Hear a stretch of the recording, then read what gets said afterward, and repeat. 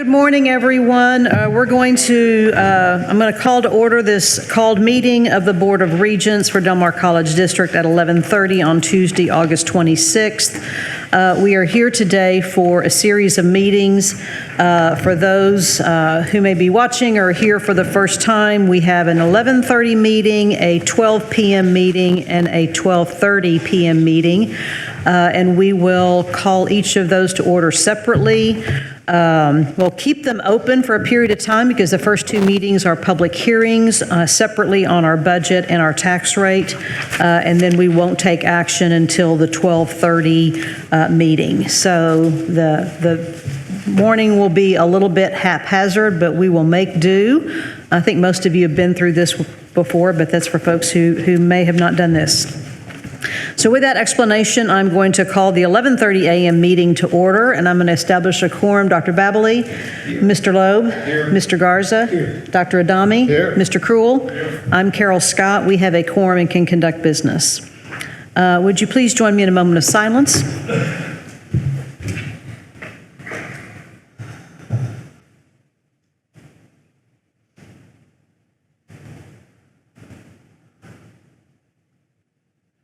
Thank you. Mr. Loeb, would you lead us in the Pledge of Allegiance? I pledge allegiance to the flag of the United States of America and to the republic for which it stands, one nation, under God, indivisible, with liberty and justice for all. And please join us as we read our Del Mar College vision statement. Del Mar College empowers our communities to achieve their dreams. We are streaming our live audio and video from the Board of Regents meeting in real time on the college's website, except for portions of the meeting is considered closed session by statute. We do have an opportunity for general public comment. At this time, is there anyone here for general public comment? Seeing none, we will move into a presentation and discussion of the budget. So I'm going to technically call the public hearing to order at 11:32 a.m. And as part of that, we're going to ask Mr. Garcia to give us a review of now the latest iteration and final iteration of the proposed budget. And after that, we will call for any comments on the budget. Thank you. Good morning, Madam Chair, Mr. President, and members of the Board of Regents. I want to begin by expressing my sincere appreciation for the board's commitment and active engagement throughout this year's budget development process. Today marks what I hope to be the final step in securing the board's approval of the proposed fiscal year 2025-2026 budget plan. Following the presentation, the college will respectfully request the board's approval for an action item for a public hearing. So over the course of several board meetings, we have outlined allocation of financial resources to support the college's proposed fiscal year 2025 and 2026 budget plan. These discussions have centered on aligning institutional priorities and available funding to ensure fiscal responsibility, operational stability, and strategic growth. For this morning's meeting, we have streamlined previous budget presentations. The team has made minor adjustments to previously reported budget line items based on new information. These changes will be clearly identified during the presentation, so let's get started.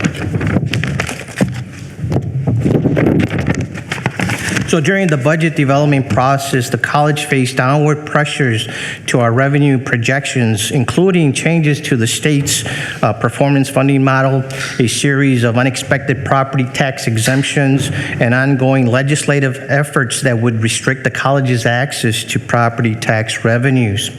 We anticipate similar fiscal constraints will persist in the coming months. On a positive note, the college has introduced a Freedom to Dream tuition pilot waiver. As described by our president, this initiative is a reset for the college, removing barriers and expanding access like never before to higher education across our district. As we chart our Viking way forward, the college is actively enhancing efforts to strengthen student outreach, engagement, and retention services. Our proposed budget plan is designed in part to sustain this forward momentum. Dr. Benavides Dominguez will kick us off and share some exciting enrollment information.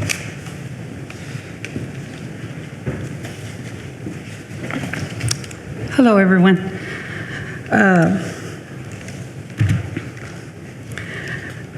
This slide shows the latest details from the Freedom to Dream cohort. As of today, the Freedom to Dream cohort has, as you can see, has a pretty good kickoff to the start of this semester.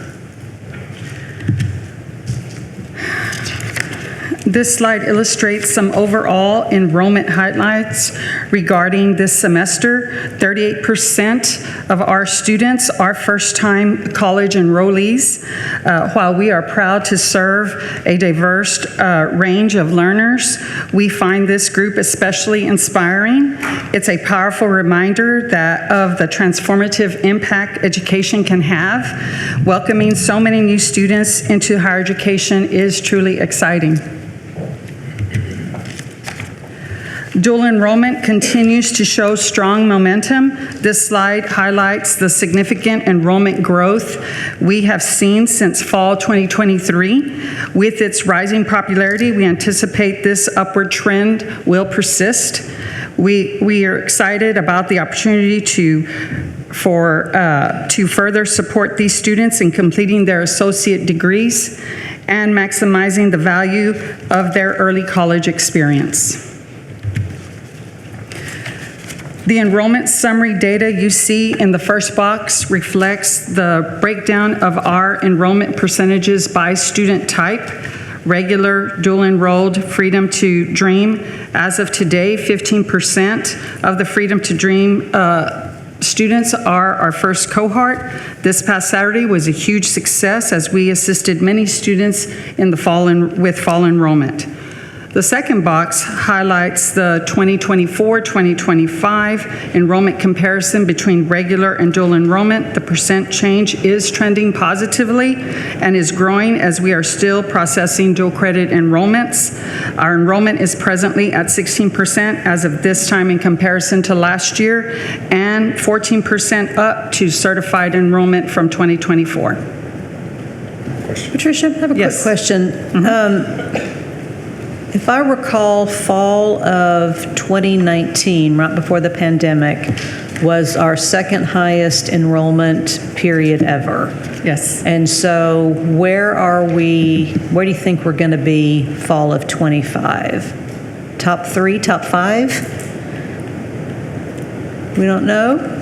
Where are we today? Top 5 at least? I didn't do a comparison of our large cohort group, so But I'm saying of us ever. Of us, yeah. Today we're trending like at 16%. Okay. So 12,159 was the number that you gave me right before this, and we're still registering. So we're easily in the top, I think, 3. Against ourselves. No, I'm saying against ourselves. Yes, Yeah. yes, yeah. It's a 12.5 number, and it's a 12.2, and I think this is either number 2 or 3. 12.5 was my hope. Yes, and because that was the record. So we're trending at about 2 or 3 at this point. Okay.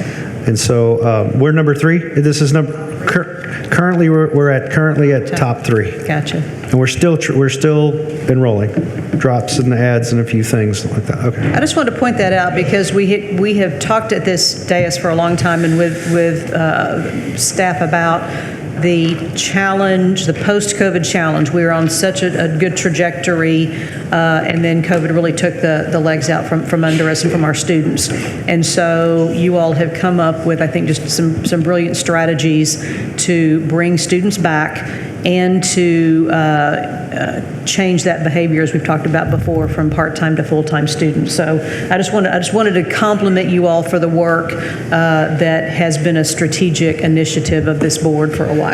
So thank you. Thank you, Madam Chair. I want to add there's going to be multiple records being broken this semester. Whether the headcount number is broken, record is broken or not, FTEs is going to be broken. The number of full, and how you develop that is the number of semester credit hours being taken throughout the credit side of the fall. You divide it by 12, and that is your FTE. your full-time equivalency number that we report to the federal government and others. The other number that's already been broken that we went right past was 3,600 dual credit students. That is a thing to celebrate. That is no small matter. How about a round of applause for that? We broke the record last year, surpassing 3,000 at 3,095, and we busted it by 500 this time. Is that right? My math is crazy, baby. By 500. So 3,600. That is a record right there. So we can't just kind of glance past that. So many other records. We'll unpack all of that in October because there's going to be numbers of sections taught, there's just many types of records that'll be broken by way of this fall enrollment. Thank you for that opportunity, Madam Chair. Sure. No problem. You don't mind when we interrupt you to praise No, you? go right ahead. Go right ahead. This slide, I'm going to give a verbal update. The third box is the continuing education enrollment. I'm going to tell you that it's not a TBD number. That number today is 650. Previously, I had reported a 270, I think, 6 number. So it has grown significantly over the last 2 weeks. And remember, quarter 1 ends November 30th, and I know the continuing ed team is continuing to process enrollment. The combined credit and continuing head count is trending upward from this time last year, and we remain hopeful that this trend will continue. Last year, we did certify with a combined head count 12,668, so hoping to break that record too. Dr. Leonard, did you say that we're currently trending round numbers at 3,000? Yes, sir. CE Yes. students that we're probably going to plug into Right that at 3,000, TBD number? and those are currently being enrolled now. We're finishing up quarter 4, and then we're going into quarter 1, so there's a little just kind of overlap there. But rest assured, we will have a very robust number when we come back to our enrollment report with over 3,000 students. Great. That's in addition to the 12,160. Yes. Yes, sir. The Division of Student Engagement and Retention provides a holistic and wraparound approach to student support. This includes academic, professional, social, and personal support. Each department coordinates support through campus and community resources with the primary goal of removing barriers to student success and completion. All departments that are listed here, I will share a brief overview of the services provided at a later date, and especially how it intersects with the Freedom to Dream cohort. Any questions? Okay. Now Jackie Landrum will come up and finish us out. Thank you. Good morning, Madam Chair, Board of Regents, Dr. Escamilla. So with all the great things that Dr. PBD just discussed, so now we're going to go over our proposed revenue budget that will help support the needs of our students to help them achieve their dreams. So for our proposed revenue budget for fiscal year 2026, we are still at that total revenue budget of $133,659,646. The information on this slide has not changed since our last meeting, and the main increases are related to that increase in our insurance contribution, property tax revenue, and our miscellaneous revenue. Are there any questions before we move on?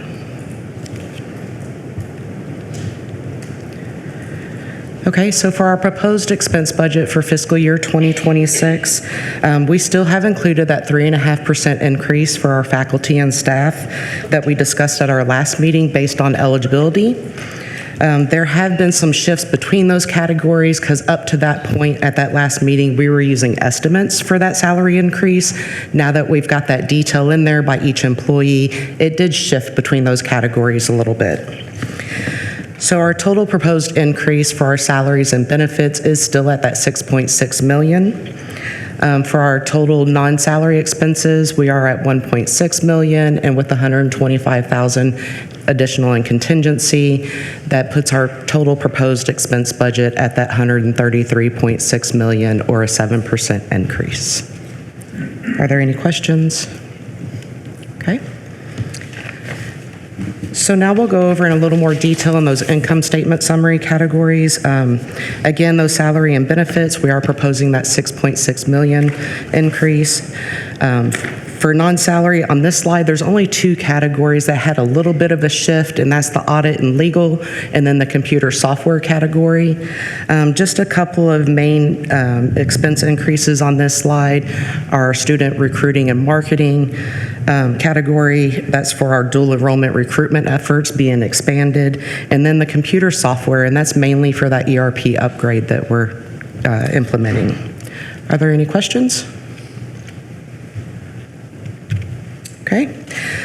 So the details on this slide have not changed since our last meeting. So for our proposed expense budget for fiscal year 2026 with the 1.6 in the non-salary, the 6.6 million for our salaries and benefits, and that 125,000 in contingency, we are proposing that $133,659,646 budget, which is a 7% increase. Do we have any questions?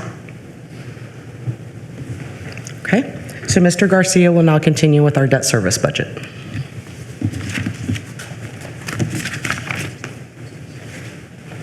Thank you, Ms. Landrum. The proposed debt service budget for fiscal year 2025-2026 is projected to remain relatively flat on a year-over-year basis, totaling $20.6 million. Looking ahead at the 2026-2027 fiscal year, the debt service interest and principal obligations is expected to decline down to $16.8 million due to maturing long-term obligations. Madam Chair, Mr. President, and members of the board, this concludes our presentation. Mr. Garcia, you said that was 27? Sorry, for fiscal year 2026-2027. Yes, sir. It'll be down to 16.8 million. That's Yes, a sir. big drop. Okay, gotcha. Thank you very much. Are there any questions for Mr. Garcia or his team? We do have a public hearing open. Is there anyone here to make a comment or give us feedback on our budget? It's 11:47, Mr. Is that sufficient? All right. All right. So having no one present at public hearing, we will close the public hearing at 11:47 a.m. And we are going to adjourn this meeting, and we will reconvene at 12 noon for the public hearing on our tax rate. Thank you all.